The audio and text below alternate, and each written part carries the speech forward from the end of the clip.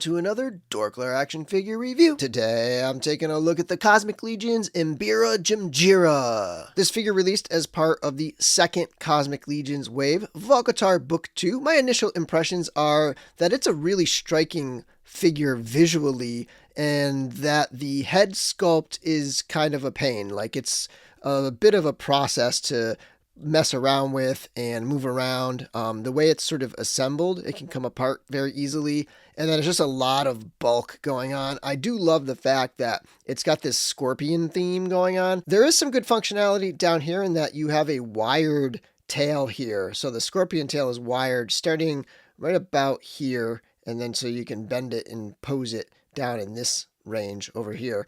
So that part is nice, but again, the head is so big and cumbersome that it just makes posing it not a ton of fun. But overall, it is a really cool looking figure. I do think there's a ton of detail sculpt-wise in that head, and a lot of the parts are translucent, including that head. So like the face is painted, that's on top of translucent, and any paint here is on top of a translucent part. So if you shine a light through it, you can see that some parts are going to kind of glow a little bit. I do love the serious expression on the face, kind of all business. This is a killer, and the armor has like some organic kind of features to it. A lot of really just nice, intricate paint details, and the sculpt work is fantastic. And then you've got like the transparent parts of the body. It's not just one solid color, it's painted on top. So you've got a lot of that sort of orangey color on the outside. And then as you kind of fade in to the inside of the figure, you have like the stomach is that whiter color, and then you have the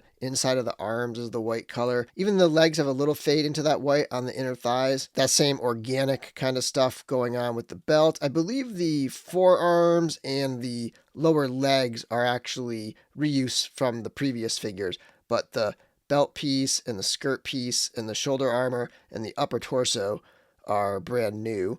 And then I love the feet on this character. These feet are great. I hope to see these again. I think these are going to be some awesome options for alien feet on these 2.0 style figures. Zooming out, here's the overall silhouette of Mbyra, whose height comes in at just about 6.5 inches tall. Here she is next to a couple wave mates. On the left is Sligor, aka the Gravekeeper. On the right is Canoxval. Then here she is with some other 2.0 style figures. On the left is a Kit Bash utilizing the Zarya Mythic Legions figure. And on the right is Xerion Spire. Bringing in figures from some other independent lines. On the left is the Ramen Toys Quicksilver from the Silverhawks line, and on the right is the Tiberius figure from Animal Warriors of the Kingdom. Then we've got a couple Star Wars figures. On the left is the Hasbro Black Series Grand Admiral Thrawn. On the right is the Mafex Boba Fett. And then we have a couple Mezco figures. On the left is the Tactical Suit Batman from Justice League. On the right is Spock. For accessories, she does have this alternate head sculpt, and one thing about this figure is that the tail is a separate piece, so that you just pop that off there, and then this rests inside. You got to kind of try to get, so if you look over here, you'll see there's a bit of an edge right there, and if you look on her cheek, there's a bit of a piece here that's got to kind of go inside that edge, so you can kind of slide her face in this way, and then pop it in like that. But there's enough flex here where when you're posing the body, this can kind of ride down. So this is where I find the figure to be a little mildly frustrating, is just posing this head and making sure that these, what would be like the scorpion claws or whatever, mandibles in this situation, are tucked in enough. It can be very tricky because then you pose it and move it around, and then this pops off down here. So that's a little bit annoying. And then when you get the head on there, right, so see, as I was putting it on, it popped off again. So then I got to mess around with it and try to get that piece back in again. And then you pose it around, and again, it's kind of limited and it moves. And yeah, so that part of it just kind of gets a little frustrating to me. So I wish the head was different somehow on this figure. It just doesn't sit right for me in terms of just like looking right all the time and being easy to pose. But once you get it into place, it looks really cool. It's just kind of a pain. She comes with a couple Sphexian weapons, making me think that maybe she stole them off of some Sphexians they killed as they were trying to escape or something like that. But a couple nice little touches here is that you've got some slash marks like this blade has seen some action. A couple on this side. The blade itself is a little more silver, and then the darker kind of handle part of the weapon. So a nice looking weapon here, nice and straight, and works well with this character. On the other hand, it does come with the Sphexian blaster rifle, which is great. Like, I love the look of this thing, but she doesn't come with any like pistol gripping trigger finger hands, and she's so small that like this weapon is massive.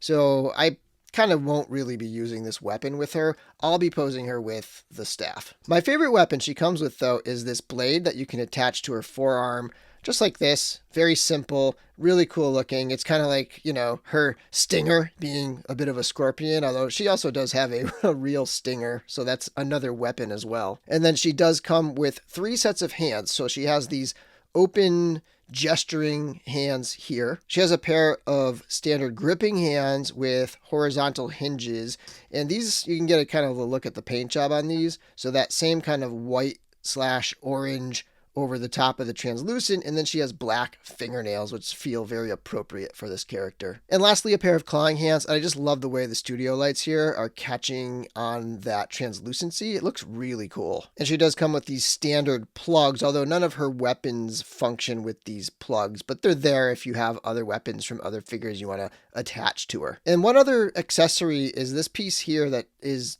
not really functional, it just plugs into her back. But I think its use is to prop up the tail on her head so that she's not always looking up. And it just kind of gives it a way to prop up and have her head positioned in the right way, which is nice. I think that's a good touch right there. And it doesn't get in the way of anything else. So, and if you want her to look up, you could just remove that piece. For articulation, the head is on a ball joint. But again, this tail just gets in the way a lot. And it's just like a big head. So there's a little bit of expression going on here, kind of cocking side to side a little bit. These little pieces will get caught underneath the armor, and yeah, it can just be a little messed up when you're moving it. And you can see right here, it's already coming off right there, and I want to like sort of force this back up this way, like pushing it up with my thumb so that I can kind of try to close that gap. But then you move it around again, and then that kind of like happens again. So yeah, the head might be a little tricky. You could maybe do some heating and cooling to like really get it on there nice and tight if you want to try to mess around with it. Shoulder armor can swivel up out of the way a little bit. The arm can swing up this far. It will go further if you remove the shoulder armor. You have that single jointed elbow, twist at the forearm, twist at the wrist, and then you have the horizontal hinge at that wrist. This being a 2.0 style figure, you do have articulation in the upper torso, so you have that double ball joint. I do feel like I'm getting some rub right here. You can see I feel like some paint's rubbing off some of that white paint, and you're getting that transparency there. So maybe be careful there a little bit, but can crunch forward and can crunch back, and then you have just a swivel at the waist. There's no ball joint at the waist on the 2.0 style figures. Great range of motion in the legs. She can kick way forward and way back. Not a lot of skirt to get in the way of anything. There's a twist at the thigh, can go out into the splits. Got that single jointed knee, and then there's a twist below the knee, and then you have that hinge at the ankle on these awesome feet, and you have a twist and rocker. Final thoughts on this figure, just to kind of repeat, I don't love the way the head is structured and kind of just how finicky it is and stuff like that. It's just like a bit big and bulky, but the look is really cool. Like, you have this very unique kind of creature type alien here. I do love the transparency and the the way the armor looks with the mix of all these organic parts, and then with the kind of like the tech infused parts down here. Feet are really cool. So, this figure is neat, but not without its issues. Anyway, thanks for watching my video, and until next time, may the force be with you.